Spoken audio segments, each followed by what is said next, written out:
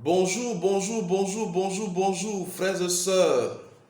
Je suis très heureux de vous retrouver afin de continuer ce merveilleux combat que nous avons commencé ensemble. Oui, mes frères, mes sœurs, je suis dans une joie grande. Comme je vous l'avais dit, c'est vrai que beaucoup de frères et sœurs m'ont appelé. Voilà, il faut nous donner la suite. On veut vraiment t'entendre. Oui, mes frères, je suis dans la joie. Mais comprenez que comme je vous l'ai dit, que nous sommes en train de poser des actions. Parce qu'il ne s'agit pas seulement d'apporter des messages, mais il s'agit aussi de travailler concrètement pour atteindre l'objectif. L'objectif aujourd'hui, c'est quoi, mes frères, mes sœurs? C'est d'établir Canaan. C'est de transformer l'Afrique en Canaan. C'est de permettre, je dirais, à l'Afrique aujourd'hui d'être libre du joug de l'Occident. Et la liberté de l'Africain, c'est la joie, c'est la beauté, c'est la richesse, c'est la gloire. Oui, mes frères, mes sœurs, c'est une réalité. Nous sommes esclaves. Nous sommes esclaves, nous souffrons. Vous comprenez? Et nous devons donc sortir, chercher à sortir de cet esclavage-là, afin de retrouver notre dimension. Notre dimension qui n'est rien d'autre que la divinité. Oui, le peuple noir est Dieu. Nous sommes des dieux. Et nous devons dominer parce que c'est le Dieu qui domine, mes frères, mes sœurs. C'est une réalité. Ne cherchez pas à être l'égal de l'Occident. Ne cherchons pas à être développés. Vous, les frères et sœurs africains, ne cherchons pas le développement des Africains, de l'Afrique. Non, on ne va jamais être libre. Parce que nous ne sommes pas au même niveau que les Occidentaux. Les Occidentaux, eux, ils parlent de développement. Parce que c'est des hommes. Et un homme supérieur qui vit bien, on dit il est développé. Mais nous sommes des dieux, nous ne sommes pas des humains. Vous comprenez? Nous sommes des dieux. Et nous ne devons pas chercher le développement, mais nous devons chercher notre divinité. Afin d'être dans un jardin. Parce que le Dieu vit dans le jardin. Voilà pourquoi Dieu nous a donné d'être sur une terre bénie, qui est exploitée depuis longtemps. Mais scientifiquement, on dit qu'il n'a même pas encore été, il a été exploité à 5% de son potentiel. L'Afrique, que les gens ont commencé à voler depuis longtemps, on n'était pas nés là. L'Afrique a été exploitée à 5% de son potentiel. C'est une bénédiction que nous sommes. Et Dieu nous place sur cette terre. C'est pour que nous puissions établir un paradis où tout sera beau, où tout sera merveilleux. C'est une réalité. Et c'est cela que nous devons chercher. Parce que nous sommes dans ce temps. Celui qui ne comprend pas ça ne pourra pas vivre. Mes frères, c'est une réalité. Celui qui ne comprend pas ça, le noir qui ne comprend pas ça pour dire, il faut que je me mette maintenant au service de ma terre, de ma communauté. Il faut que j'essaie de travailler pour que maintenant la vérité triomphe. La vérité de ce que le peuple noir est un Dieu et qu'il doit dominer et qu'il doit établir le paradis sur son continent afin d'être libre. Mes frères, voilà ce combat que nous menons. Et c'est parce que nous sommes dans ce combat que nous comprenons beaucoup de choses que le commun de mortels ne peut comprendre. Oui, mes frères, mes sœurs, si tu te résous à vouloir établir le bonheur du peuple noir, tu recevras immédiatement une intelligence qui t'amènera à triompher de l'adversité, qui t'amènera à dominer naturellement, qui t'amènera à vivre dans une certaine dimension. C'est la pure vérité. Prenez un exemple, remarquez quelque chose. Est-ce que tous ceux qui se sont levés contre l'Occident là, est-ce qu'ils n'ont pas été célèbres? Est-ce qu'ils n'ont pas été célèbres? Est-ce qu'ils ont cherché l'argent? Est-ce qu'ils n'ont pas été dans leur maison? Est-ce qu'ils ne se sont pas mariés? Ils n'ont pas eu des enfants? Vous comprenez? Celui qui cherche le bien-être du peuple noir, il a tout ce que les gens cherchent aujourd'hui. Il a tout. Il a mari, il a femme, il a enfant, il n'est pas stérile, il est heureux, il a l'argent, mais son seul souci, il n'a pas la paix parce qu'il y a quelqu'un qui doit même pas le dominer, qui le domine. Et ça l'énerve. Mais pourquoi toutes ces personnes-là qui se sont levées comme ça n'ont pas pu atteindre leurs objectifs? Parce qu'il leur manquait quelque chose, la vérité. Et c'est cette vérité-là que nous n'avons pas. Voilà pourquoi nous souffrons. Quand Christ disait, cherchez premièrement le royaume des cieux et sa justice. Est-ce que vous n'êtes pas intelligent pour comprendre que c'est un code? Qu'il ne s'agit pas de l'Occident. Il ne s'agit pas de ton bien-être. Mais il s'agit d'une communauté. Le royaume, c'est une communauté. Mais c'est quelle communauté? Une communauté qui vit dans l'injustice. Un peuple qui vit dans l'injustice. Un continent qui est injustement traité. C'est ce qu'il dit. Cherche d'abord, premièrement, à rétablir la justice de ce continent-là. À rétablir l'injustice qui est établie sur ceux qui vivent sur ce continent-là. Le peuple noir. Ceux que j'ai bénis, mais malheureusement qui sont esclaves là. Il faut te battre pour eux. Si tu te bats pour eux, tu auras tout ce qu'on cherche dans les églises là, par-dessus. Tu auras le mariage, tu auras l'enfantement, tu auras la santé, tu auras tout. Est-ce que vous ne voyez pas Laurent Gbagbo aujourd'hui? Est-ce que vous ne voyez pas Laurent Gbagbo aujourd'hui? Laurent Gbagbo est milliardaire. Laurent Gbagbo, il est marié. Laurent Gbagbo, il a la santé. Laurent Gbagbo, il a tout. Pourquoi? Parce qu'il n'a pas de vie. Il prend sa vie et il la met au service de ce continent, de ce peuple. L'injustice, il se bat pour cette injustice. Gbagbo, inconsciemment, cherche le royaume des cieux et sa justice. Voilà pourquoi Dieu lui donne tout. Vous comprenez?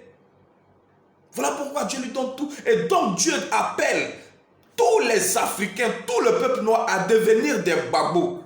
Comme je vous l'ai dit, moi je ne parle pas du personnage. Quand je me suis mis là que je parlais de Gbagbo Laurent, je vous ai toujours dit, c'est vrai que j'aime ce monsieur, comme toute personne, parce qu'il épouse mes idées. L'injustice établie sur le peuple noir. Mais je veux parler de l'onction qui est sur ce personnage-là. C'est une onction. Gbagbo, c'est quoi? Gbagbo en langue bété, ça veut dire vérité. En langue bété, ça veut dire porteur de charge. Est-ce que vous comprenez ça?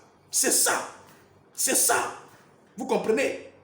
Gbagbo, donc, de par ces deux noms, est un esprit, n'est pas un homme, donc on ne peut pas le tuer. Vous comprenez? Donc, si tu t'engages à devenir un Gbagbo, tu deviens esprit, on ne peut pas te tuer. Et tu vas avoir tout par-dessus jusqu'à ce que tu atteignes ton objectif qui est de transformer l'Afrique en Canaan. Libérer ceux qui sont injustement traités.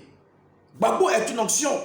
Et c'est ce que je demande à ce que nous tous, Africains, nous portons ce nom-là.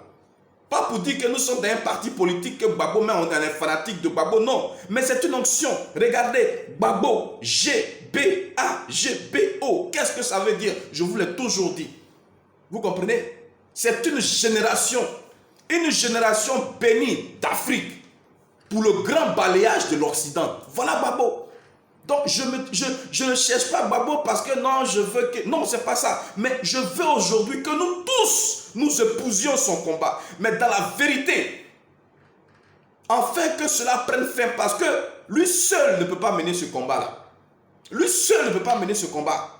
Oui, Gbagbo ici, c'est lui qui a vaincu l'Occident. 10 ans, pourquoi pas 9, pourquoi pas 7, pourquoi pas 5, mais 10. 10 là, quand vous prenez 10 là, est-ce qu'après 10 il y a quelque chose encore? Il n'y a rien, on reprend tout à 0. 11, c'est 1 plus 10, il n'y a plus quelque chose derrière. 10 c'est la fin pour rentrer dans une autre dimension. 10 ans, Gbagbo est rentré dans une autre dimension. Vous comprenez? Il était parti quoi? Polygame, non? Il est revenu les quoi? Monogame. Pourquoi? Tous ceux qui ont suivi mes vidéos, tous ceux qui arrivent actuellement à ce personnage, je l'avais prophétisé. Quand je dis prophétiser, je ne suis pas prophète. C'est une manière pour que vous puissiez comprendre. Je ne suis pas prophète. Je ne suis pas pasteur. Je ne suis pas homme de Dieu. Je ne vais pas à l'église. Je ne suis pas chrétien. Dieu dit, il va déverser son intelligence sur toute chair. Et puis les gens vont comprendre des choses. Vous comprenez? Les choses de Dieu là ne se trouvent pas à l'église. Se trouvent dans la réflexion, dans l'analyse, dans l'observation. Dans les choses simples et viles pour confondre la sagesse des grands. Si aujourd'hui, toi, noir, tu souffres, c'est parce que tu n'as pas compris. Tu veux forcément utiliser l'intelligence que tu as appris à l'école là pour créer ta délivrance, ton bien-être. Mais si tu te mets là à observer et à établir une certaine logique en toute chose, tu auras la vérité et tu seras béni. Tu es malade, tu souffres, tu es blessé parce que simplement tu n'es pas intelligent. C'est tout, tu es bête. Parce que l'Occident a voulu que tu sois bête. Ils t'ont donné des choses, ils t'ont imposé une éducation. Et tu prends ça, et sur cette base de cette éducation qu'ils t'ont donnée, tu réfléchis et tu trouves seulement que de l'égoïsme. Tu cherches à te réaliser. Mais si tu es intelligent, tu vas comprendre que tout ce que tu as cherché à te réaliser depuis ça, ça ne t'emmène pas à sortir de la souffrance. Parce que bien évidemment, le bonheur n'est pas relatif à toi-même, à ta situation, à ta personne. Le bonheur là, c'est le bien-être d'une communauté. Tant que ta communauté ne se passe pas bien, ne vit pas, n'est pas bien établie, toi, tu ne pourras jamais être béni. Voilà un message simple. Donc aujourd'hui, il ne s'agit pas de chercher notre bénédiction personnelle. Tu ne vas jamais gagner. Tu ne vas jamais gagner. Aujourd'hui, tu te bats parce que tu vas dans les églises pour gagner un mari. Tu te bats, tu vas dans les églises pour gagner femme, pour gagner enfant, pour gagner travail, pour gagner visa, pour gagner ceci, pour gagner cela. Dieu dit tu es bête. Tu es bête. Quand tu vas là, quand tu gagnes là, ça finit comment?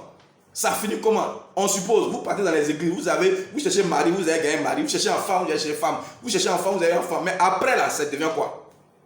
Après là, ça devient quoi? C'est un problème.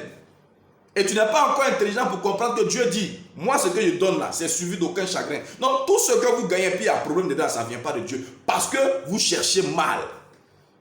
Dieu dit, au lieu de chercher ton bonheur personnel là, cherche le bonheur de ta communauté. Il y a quelque chose qui est établi sur toi, le peuple noir. Sur toi. Cherche à te débarrasser de ça et puis tu vas naturellement retrouver ta divinité. Et si tu as ta divinité, femme va venir, mari va venir, enfant va venir, tout va venir. Voilà pourquoi j'ai fait ma vidéo la dernière fois. J'ai dit les Africains là, beaucoup d'entre vous, vous n'êtes pas intelligents. Et les intelligents là, on les compte au bout des doigts. Si moi je te parle et que tu es réceptif à cette parole là, ça veut dire que tu as de l'intelligence en toi. Parce que tout ce qui n'est pas logique sur cette terre, ça vient du diable, ça ne vient pas de Dieu. Tout ce qui n'est pas logique sur cette terre, ça vient du diable, ça ne vient pas de Dieu. Vous comprenez? Il est grand temps. Il est grand temps que chacun de nous abandonnons nos intérêts égoïstes. Nous arrêtons de chercher nos intérêts. Et ça ne nous arrange pas, ça ne va pas nous arranger, ça ne nous arrangera jamais. Donc c'est mieux que tu te concentres sur ta communauté, qui n'est rien d'autre que le royaume des cieux, qui s'appelle Afrique. Le royaume des cieux, c'est l'Afrique. Voilà pourquoi nous, en Afrique, on a toujours marché selon la dimension des rois. On a eu l'onction des rois. On fonctionne comme des rois. Nous sommes un royaume. Et si tu cherches à faire sortir ce royaume-là de cette injustice qui a été établie sur lui par l'Occident, alors c'est un merveilleux travail. Tu auras tout par-dessus. Tu auras tout, tu auras la gloire. Mais seulement, il faut être dans la vérité de Christ.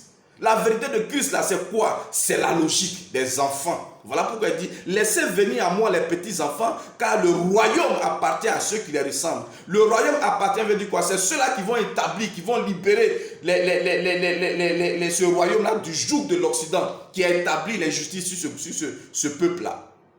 Les enfants sont quoi? Sont logiques. Sont logiques. Si tu n'es pas logique, que tu n'es pas intelligent, que tu ne comprends pas, tu vas mourir. Vous comprenez? Donc moi, nous essayons d'interpeller certaines personnes afin qu'ils se lèvent pour qu'on puisse travailler. Donc on travaille. On ne parle pas seulement, mais on travaille. Et on avance lentement, hein? Ça ne faut pas vous mentir. Lentement, mais très très très sûrement, on travaille et on voit. C'est normal. On ne peut pas aller rapidement parce que depuis 2000 ans, nous avons été trompés, mentis. On a pris mensonge, on nous a donné et nous on a accepté ce mensonge-là comme la vérité. Ce n'est pas par rapport à un coup de bâton magique. Ils nous ont menti à longueur de journée jusqu'à le mensonge est devenu vérité. Comment toi on peut te regarder un vrai noir comme ça et puis on dit que ton grand-père était gaulois blanc. Ça dit quoi? Et puis tu acceptes ça. Tu t'appelles Georges quoi? Tu te donnes les noms des trucs. Non, c'est démoniaque. C'est démoniaque. Tu manges pizza, tu manges hamburger. Petit déjeuner, tu cours, tu t'en prends croissant. Tu peux manger placali, sauce plo. Sauce gombo, ton clos, mets ton bon garba pour parler à la manière des Ivoiriens. Mais on se laisse là séduire, vivre à la manière occidentale. Vous comprenez ça? Dieu regarde ton âme comme ça et puis il a peur, il pleure. Parce que toi-même là, quelle prédiction tu vas gagner? Tu es déjà mort. Ton âme est prise. Ton âme est prise. Je vous ai parlé de la rencontre de la dernière fois entre Macron et la jeunesse africaine. Il y a quelque chose que je vais vous envoyer à observer, à regarder. Allez regarder cette vidéo-là. Regardez le plateau, le podium sur lequel ils étaient assis. Tout ce monde-là. Comment on appelle ça? Le petit là. Macron. Macron, les journalistes et puis les invités, les jeunes là. Ils étaient assis sur un podium. Mais regardez très bien la forme de ce podium-là. Regardez très bien. Regardez très bien la forme de ce podium-là. C'est une pyramide. Regardez très bien. C'est une pyramide. Et l'objectif de Macron, regardez aussi, allez-y, sa première photo, quand il était élu président, là, vous savez c'était quoi? Il allait se mettre devant le musée du Louvre. Donc le musée du Louvre est derrière, et puis lui il est devant. Vous comprenez ça? C'était une image pyramidale. Il est venu pour asseoir, pour renforcer la pyramide. Mais pendant que vous êtes en train de vous débattre là, eux ils fonctionnent dans l'esprit. Les Occidentaux, ils nous ont pris, pas physiquement, mais spirituellement. Nous sommes prisonniers de leur monde qui n'est rien d'autre que la pyramide, la mondialisation. Donc en nous invitant sur ce plateau pour discuter, c'est comme il est en train de nous dire, tout ce que vous allez dire, tout ce que vous allez faire, tout ce que vous allez être, ça ne va pas aboutir. Parce que regardez, vous êtes dans un piège. Et c'est de ce piège de la pyramide là que nous devons nous affranchir, mes frères et sœurs. Et cela c'est spirituel. C'est spirituel. Vous comprenez? C'est spirituel. L'esclavage du peuple noir est spirituel. C'est spirituellement que ces gens-là nous ont établis dans la dimension. Mais qu'est-ce qui a permis cette dimension, cet emprisonnement spirituel-là? Qu'est-ce qui aujourd'hui nous empêche de retrouver notre état divin?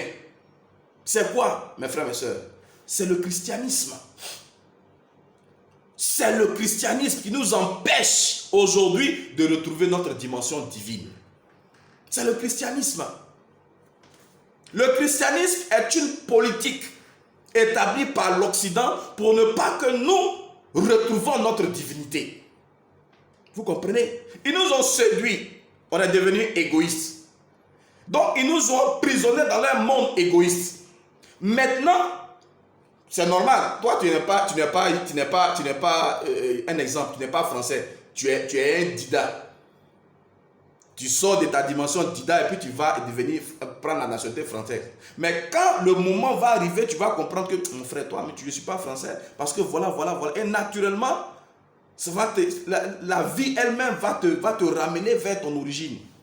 Tu vois? Donc, sachant ça, l'Occident, qu'est-ce qu'il va faire? Il va t'empêcher, quand le temps va venir, de retourner à ton origine. Nous sommes rentrés dans les choses de l'esprit, de la divinité. Donc, pour ne pas que lorsque le temps arrive, nous retrouvons notre divinité, ils vont placer quelque chose qu'on appelle le christianisme. Vous comprenez ça? Le christianisme, aujourd'hui, voilà ce qui nous tue. Voilà ce qui nous empêche de réfléchir, d'avoir une logique. Comment tu peux voir quelque chose où il y a de l'abomination et puis tu vas dire qu'il y a Dieu dedans? C'est de la sorcellerie. C'est de la sorcellerie. Vous comprenez ça? Et cela a été possible après réflexion. Vous comprenez? Après réflexion, ils ont vu, ils ont compris que vraiment il faut qu'on aille. Il faut qu'on s'active. Sinon, si on ne s'active pas, ces gens vont retrouver leur divinité et puis nous, on sera leurs esclaves. Vous comprenez? Et c'est ce message-là. Pourquoi ils ont établi le christianisme? Pour aller contre le message de quelqu'un, un personnage, Jésus-Christ. Jésus-Christ n'est pas venu pour établir ta bénédiction à toi. C'est pas possible. C'est pas possible. Jésus-Christ est venu pour établir un royaume. Il est venu établir, libérer ce royaume-là et restaurer des choses. Et ce royaume-là, c'est le peuple africain. C'est les Africains, c'est le peuple noir. Dieu est venu donc retirer le commandement à l'homme blanc pour le donner à l'homme noir, en établissant la véritable condition, la véritable identité du peuple noir, qui n'est rien d'autre que la divinité. Tous les messages que Christ a apportés, c'est pour le continent noir. Nous sommes bons, nous devons retrouver notre dimension de bonté. Vous comprenez ça? Voilà le message que Jésus-Christ a envoyé. Et à eux, donc, il leur a parlé en parabole. Afin que nous qui sommes de Dieu, nous allons comprendre parce que nous sommes intelligents. Donc nous allons analyser, mettre ces paroles que nous recevons, ces paraboles, nous allons les sonder en appliquant la logique à ces paroles pour découvrir ce que Dieu disait. Vous comprenez? Christ est venu pour établir la maison où on ne souffre pas. Et l'Occident va nous mentir pour dire non, cherchez vous-même personnellement votre bénédiction. Ce n'est pas l'égoïsme, ça. Et on souffre parce que nous sommes égoïstes. Le jour que tu arrives à ne plus comprendre que tu ne dois pas être égoïste, mais tu dois te soucier de ta communauté, tu n'es plus égoïste. Du coup, tu n'es plus sur le joug du malin et tu ne souffres plus. C'est ça qui est aimez-vous les uns les autres.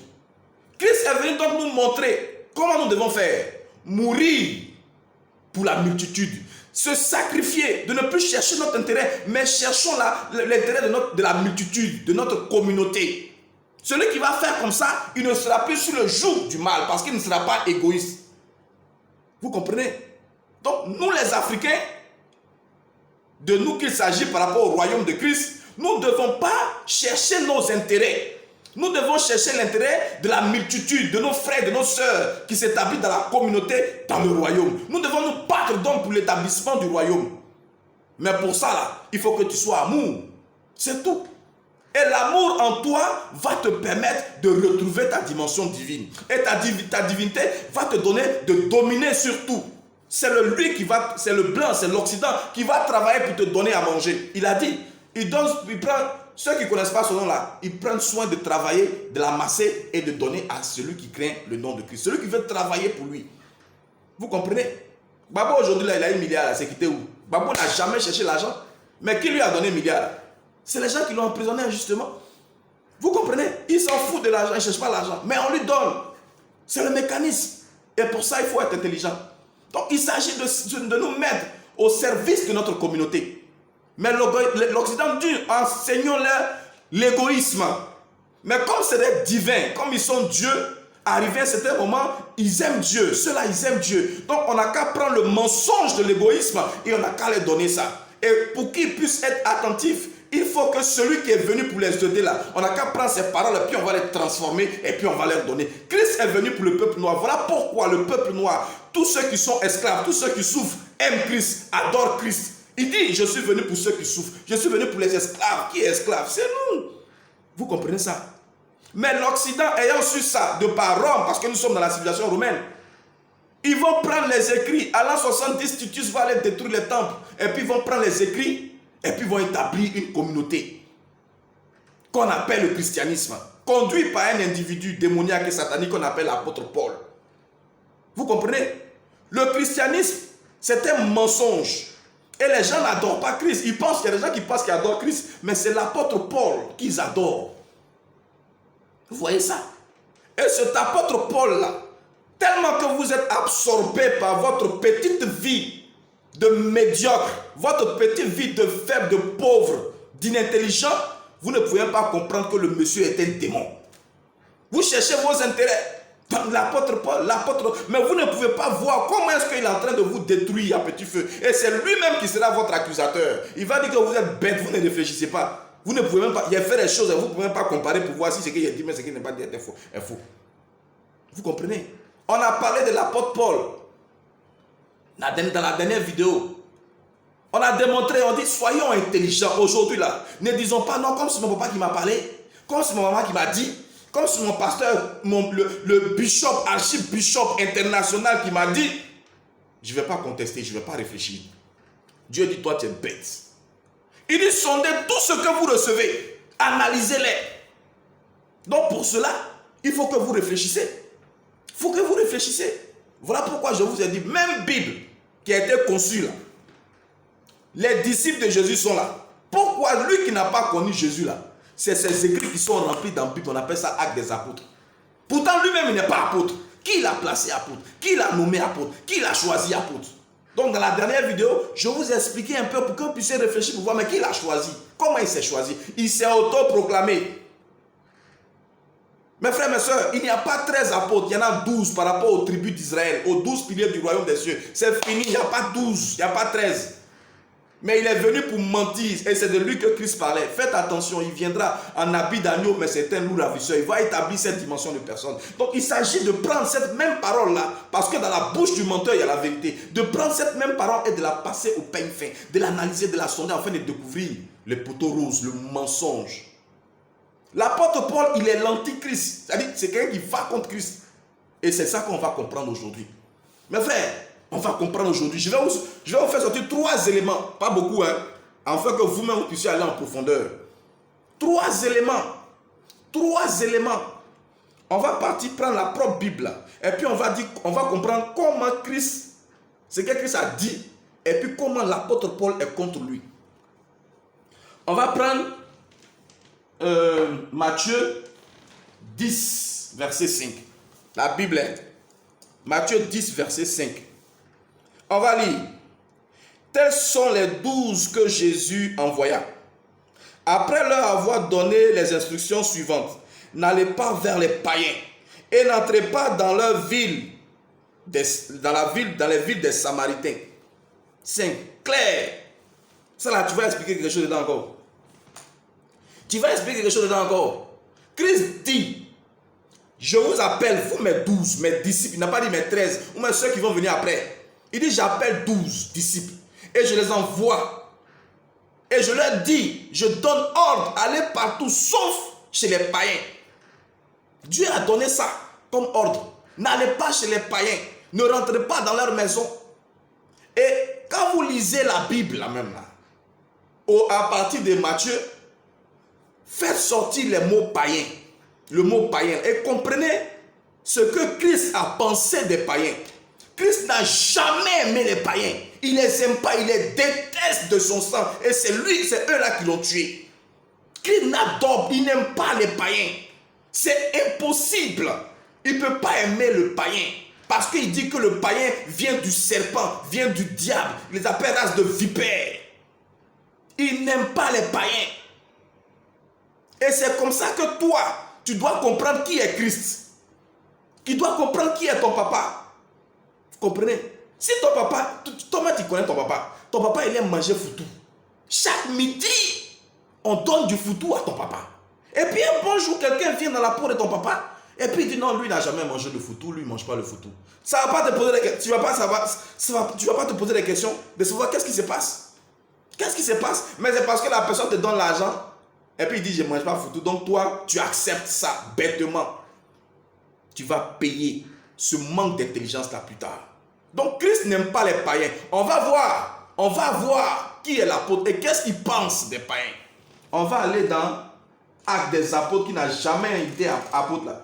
13, verset 46. Actes des apôtres 13, verset 46. On dit Actes des apôtres. Il n'est pas apôtre. Et puis c'est lui, son nom est rempli dedans comme ça. Tu ne peux pas te poser des questions.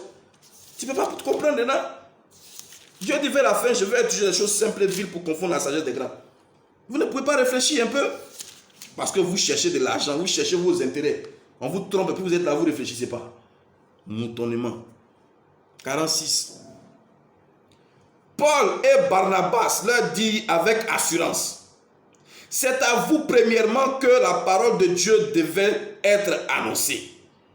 Mais puisque vous la repoussez et que vous jugez vous-même indigne de la vie éternelle, voici, nous nous tournons vers les païens. Vous voyez ça?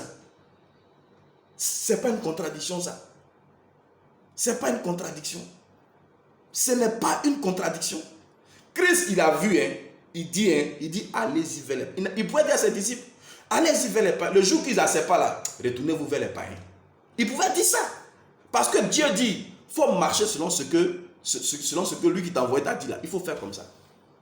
Vous comprenez? Mais si c'était comme ça, si c'était que personne ne connaît la vérité. Donc si toi tu dois amener la vérité, tu vas comprendre qu'il faut que tu acceptes que la personne se débatte, n'accepte pas cette vérité. Et c'est à toi de te disposer afin qu'il comprenne. Mais s'il arrive et puis il dit que non, il n'accepte pas, parce qu'il n'accepte pas, tu vas prendre sa parole là pour la donner aux païens. Et à ce niveau, comprenez ce que Christ dit. Il dit, on ne peut pas prendre la nourriture des enfants pour la donner aux petits chiens. Le petit chien reste un petit chien et l'enfant reste un enfant, quel que soit ce qu'il est. Donc sa nourriture ne peut servir à lui et aux petits chiens. Il dit, n'emportez pas ma parole vers les païens. Pourquoi toi tu veux amener ça vers les païens? Pourquoi toi tu veux amener ça vers les païens? Pourquoi tu amènes ça vers les païens? Vous comprenez? Pourquoi? Voilà un péché mortel. Voilà l'image de l'apôtre Paul, antichrist. Christ dit n'allez pas vers les païens. Et puis lui il dit allons vers les païens. Il conditionne. Comme vous n'avez pas accepté là, on n'a qu'à se tourner vers les païens. Mais ils n'ont pas accepté. Va vers eux, sois dans la maison, enseigne-les la parole. On n'a pas ça facilement. Sois là. C'est ça, on dit il faut être serviteur de Dieu. Mais quand tu viens, donne ta vie à Dieu. La personne dit, lui ne comprend pas, il dit, maman, il faut quoi ça? Donc comme il a dit ça net, toi tu t'arranges chez les païens. Vous voyez ça? Vous comprenez ça? Mais on va aller encore. On va aller encore et on va comprendre. Regardez. On va prendre 1 Corinthiens. 1 Corinthiens. Soyez prêts. Hein? Nous, on ne cherche pas view. On cherche la vérité. Même si le vidéo l'a fait 1 heure, il faut regarder. On cherche la vérité. Voilà. Je parle à ceux qui veulent s'instruire. Je ne parle pas à ceux qui sont là, qui se promènent sur les toiles et puis ils ne savent pas ce qu'ils veulent là. Ils cherchent buzz. Nous, on ne cherche pas buzz. Moi, je ne cherche pas vue, je cherche la vérité. Je vais appeler mes frères à comprendre beaucoup de choses. Voilà. Si la vidéo n'a qu'à faire 2 heures, suis. Si tu ne suis pas, il faut partir. On ne t'appelle pas ici. Ce n'est pas ton niveau. Donc, 1 Corinthiens 7. 1 Corinthiens 7. Versets 25 à 38. Ça, c'est un peu plus long. On va écouter. On va lire 25 à 38. Pour ce qui est des vierges, je n'ai point d'ordre du Seigneur, mais je donne un avis comme ayant reçu du Seigneur miséricorde pour être fidèle. Voici donc ce que j'estime bon. Toi, tu es qui? Oh, regarde. C'est dangereux, hein?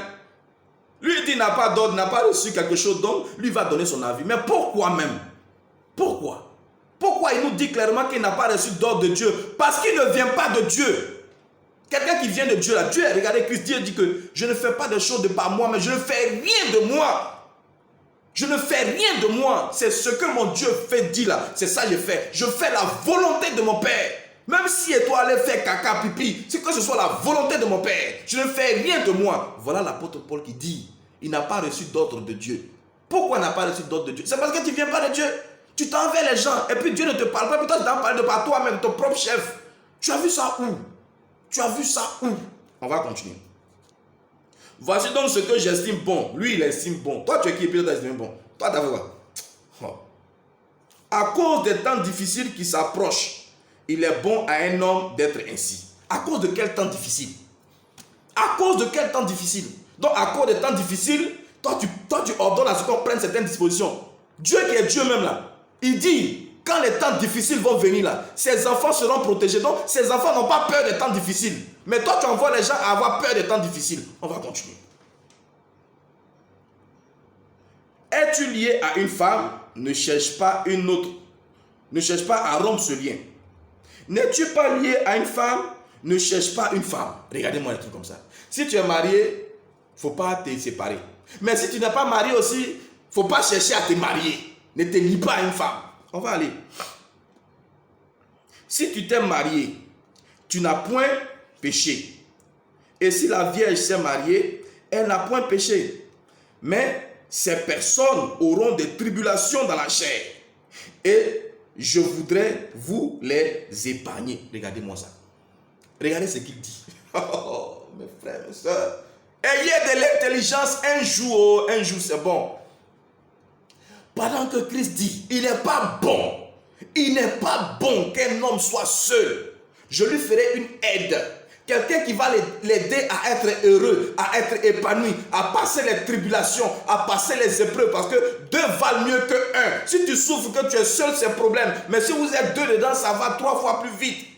Donc à cause de tribulation là, il dit il n'est pas bon qu'un homme soit seul, je vais faire deuxième. Et puis toi tu dis non, c'est à cause de tribulation là que toi tu conseilles aux gens d'être seuls pour ne pas qu'ils souffrent.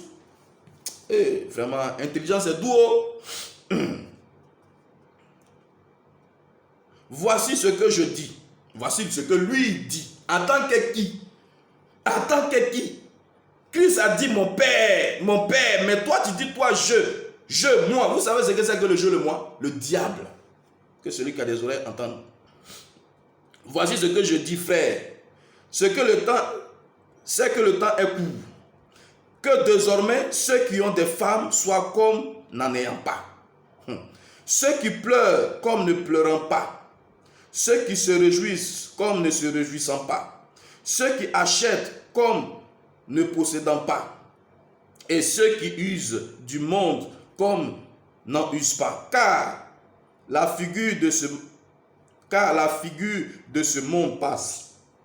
Oh, je voudrais que vous fussiez sans inquiétude. Donc, il nous donne tous ces conseils-là parce qu'il ne veut pas qu'on souffre, on soit sans inquiétude.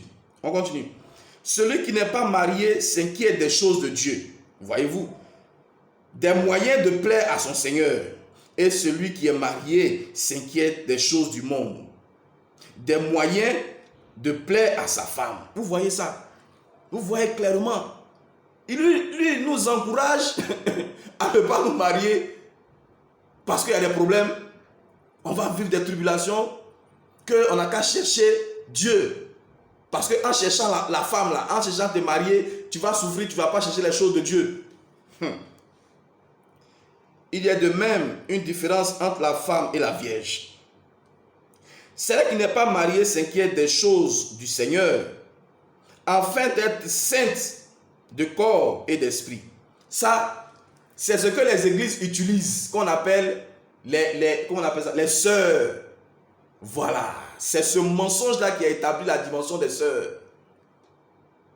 Et celle qui est mariée s'inquiète des choses du monde, des moyens à plaire à son mari.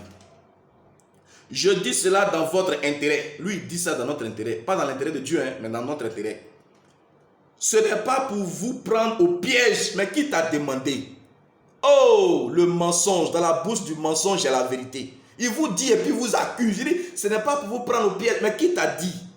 Naturellement, quand quelqu'un se dit comme ça, on dit, oh, lui là, il veut nous prendre au piège. Qui t'a dit? Celui qui se sent mauvais se mouche. C'est pour nous prendre donc au piège que tu nous dis ça. C'est ce qu'il est en train de vous dire. Intelligent, vous ne réfléchissez pas. C'est pour vous porter à ce qui est bienséant et propre, à vous attacher au Seigneur sans distraction. Regardez-moi les choses comme ça. Si quelqu'un regarde comme déshonorant pour sa fille de dépasser l'âge nubile et comme nécessaire de la marier, qu'il fasse ce qu'il veut, il ne pêche point. Regardez-moi les trucs comme ça. Quand on se marie, il ne pêche point quand on se marie. Mais celui qui a pris une femme résolue, excusez-moi. Mais celui qui a pris une femme résolution,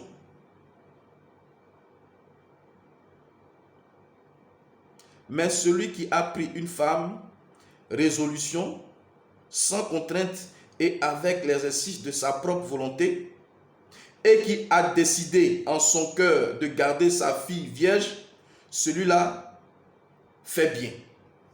Ça, c'est un passage que je ne comprends pas, c'est écrit d'une manière là. Mais on va aller au passage au 38. Ainsi, celui qui marie sa fille fait bien, et celui qui ne la marie pas fait mieux. C'est ce passage-là que je voulais vous lire, mais peut-être que vous n'allez pas comprendre, donc je suis parti depuis le commencement. Vous comprenez? 1 Corinthiens 7, verset 25 à 38.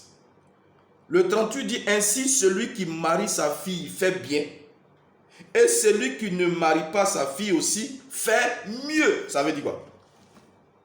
Qu'est-ce que ça veut dire? Au vu des conseils que l'apôtre Paul nous donne là, il dit comme il sait qu'il y a tribulation, il y a problème, lui il demande à ce qu'on ne se marie pas. Parce que si tu t'es marié, tu vas souffrir. De deux, tu ne vas pas bien te concentrer aux choses de Dieu. Tu vois? Mais il est conseillé que tu sois seul. Celui qui se marie, celui qui marie sa fille, il fait bien. Mais celui qui ne la marie pas, il fait mieux. Ça veut dire quoi? Dans ce cas, dans ce contexte, conseil que lui donne, celui qui ne marie pas sa fille, il fait mieux. Ça veut dire mieux, ça veut dire que ça dépasse, c'est ça qui est bon que l'autre. Il nous encourage donc au célibat. C'est ce qui est établi dans la dimension de l'église catholique. Les prêtres qui ne se marient pas, les femmes qui ne se marient pas. Mais qu'est-ce qu'ils font? Qu'est-ce qu'il se passe? Prêtre lui-même, là, il s'en va coucher avec les enfants. Les sœurs, là, se font enceinter par les fidèles et par les prêtres. Mais ça veut dire quoi? Pourquoi vous ne réfléchissez pas? Pourquoi pourquoi vous ne réfléchissez pas? Vous comprenez? Pourquoi vous ne réfléchissez pas? C'est une aberration. Et Dieu va vous payer. Parce que vous êtes observé, vous êtes absorbé par vos intérêts. Vous cherchez vos intérêts. Vous êtes des égoïstes. Et vous mourrez. L'apôtre Paul vous ment devant vous, vis-à-vis. Mais vous ne pouvez pas voir ça. C'est l'antichrist. Pendant que Christ dit marié, Dieu a parlé de son épouse. Jésus dit, je suis l'époux et vous êtes l'épouse. Mari et femme, on doit se marier. Le premier miracle de Jésus, c'est à Canaan. La transformation de l'eau en vin, qui veut parler de l'amour entre une femme et son mari. Parce qu'on ne peut pas servir Dieu seul. Moi et ma maison, nous servirons Dieu. Mais voilà un personnage qui dit qu'on ne peut pas se marier. Et lui-même, il n'encourage pas Dieu, mais lui, à ne pas se marier. Toi, tu es qui? Et aujourd'hui, regardez ce que nous assistons. À quoi nous assistons dans les églises? Le milieu chrétien est le milieu aujourd'hui le plus coté en matière de divorce. Parce qu'on s'en fout, on peut rester seul, on peut faire ce qu'on veut. Et puis pour nous, ils s'en coucher avec les pasteurs. Et pour nous, ils s'en coucher avec les prêtres. Et pour nous, ils s'en coucher avec les sœurs. Abomination des abominations, établie par un personnage démoniaque et satanique. On n'a pas fini. On va prendre le dernier point. Ce qui même tue le continent africain. 1 Corinthiens 7, versets 20 à 21. 1 Corinthiens 7, on va lire le 20 à 21. Regardez. As-tu été appelé étant esclave? Ne t'en inquiète pas. Mais si tu peux devenir libre, profite-en plutôt.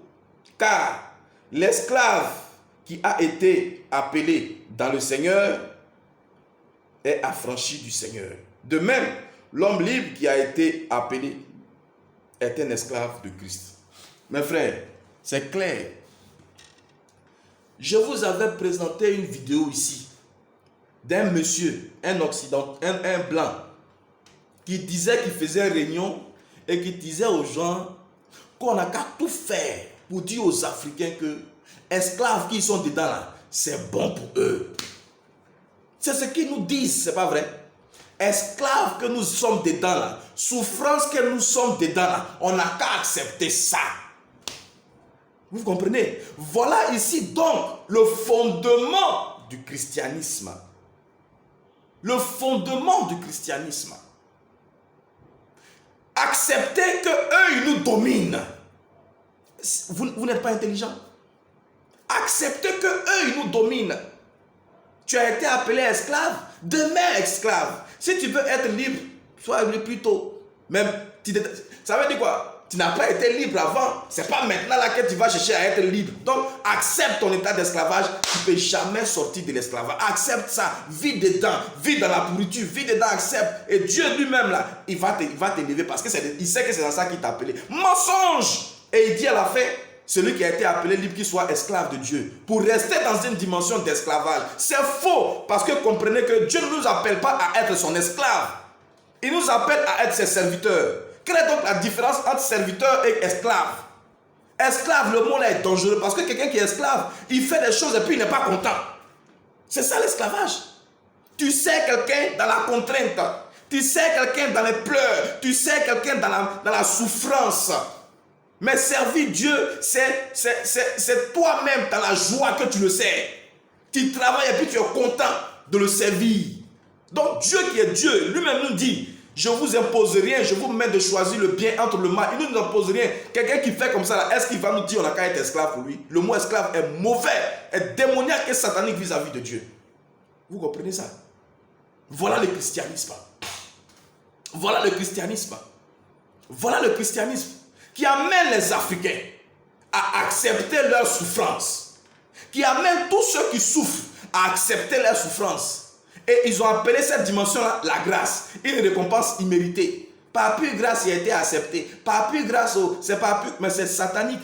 Christ va mourir à la croix et puis toi, tu vas rester toujours dans la grâce. La grâce, c'est une récompense imméritée. Est-ce que quand quelqu'un va en prison et puis on dit que le président l'a gracié là, est-ce qu'ils ont annulé son casier judiciaire? Non, il est toujours voleur. Et étant voleur, tu ne peux jamais aller travailler dans une grande entreprise. Ça veut dire que étant pécheur, tu ne peux jamais rentrer au royaume des cieux. C'est une vérité. Pour rentrer là-bas, il faut que tu sois né de nouveau. Il faut que tu sois esprit. Il faut que tu sois Dieu. Parce que Dieu dit, je suis Dieu. Celui qui m'adore doit m'adorer en tant que Dieu. C'est simple. Et donc, le christianisme, c'est à cela que nous devons nous en prendre. Mes frères, je vous encourage à vous-même aller faire des recherches et apporter la seule chose qui va nous emmener à rentrer en possession de notre délivrance, de notre divinité, c'est de mettre fin au mensonge du christianisme de par l'apôtre Paul. Voilà ce combat que nous menons. Vous comprenez? Et pour couronner le tout, comme ils savent que l'égoïste a besoin toujours qu'on lui donne, ils vont utiliser des démons pour faire des miracles. Et ça va amener les gens à courir. Brrr, brrr, des féticheurs. Vous comprenez? Miracle que vous gagnez aujourd'hui là, demain ça tombe. Mes frères, mes soeurs, on ne peut voir ça et puis se taire. On ne peut voir ça et se taire. Oui, mes frères, mes soeurs, nous allons passer nos messages. Nous allons travailler à apporter nos messages. Afin que cela tombe dans l'oreille du juste et qu'il en fasse bon usage. Comme je le dis là, nous on ne cherche pas vu. On ne cherche pas vu, on cherche à connecter 2, 3, 4 personnes qui ont la même vision. Parce que Dieu dit, là où 2 ou 3 sont, je suis là. Si 2, 3 personnes me comprennent et qu'ils épousent le message que nous donnons, alors vous allez voir que ça va prendre au fur et à mesure 2, 3, 4, 5, 6 et paf, on va voir le mensonge. Parce que le mensonge de cette dimension chrétienne là. Et l'heure est arrivée, mes frères, pour que nous ne souffrons plus. Voilà ce message que j'aimerais vous porter. Levez-vous, levez-vous, levez-vous et dénonçons cette plaie qui est le christianisme, qui empêche les Africains à posséder leur divinité. Mes frères, je vous salue, je vous salue, je vous salue et je reviens pour une très prochaine vidéo. Soyez connectés, soyez connectés. Même si je fais 2 jours, 3 jours, 4 jours sans faire vidéo, restez connectés. Attendez, vidéo va sortir. C'est mon travail. On fait vidéo et puis on est sur le terrain, on travaille pour que la vérité triomphe et que les Africains soient libres et qu'ils soient des dieux et qu'ils travaillent pour Canaan. Je vous aime, je vous aime, je vous aime.